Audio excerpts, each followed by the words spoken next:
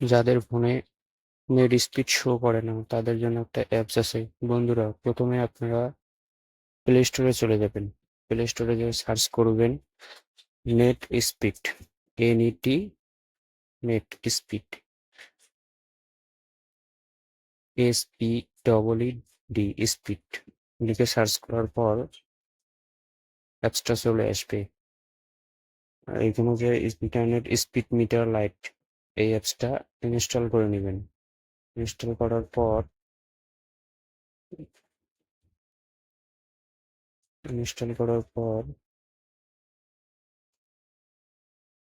আমার ইনস্টল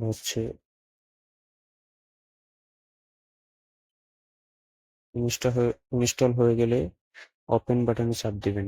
তারপরে granted permission এখানে চাপ দিবেন, অ্যালাউ করে দিবেন। অ্যালাউ করার পর দেখবেন যে আপনার ফোনে ইন্টারনেট স্পিড শো করতেছে। বন্ধুরা, দেখতেই পাচ্ছেন ইন্টারনেট স্পিড শো করতেছে। ভিডিওটি ভালো লাগলে সাবস্ক্রাইব করতে ভুলবেন না।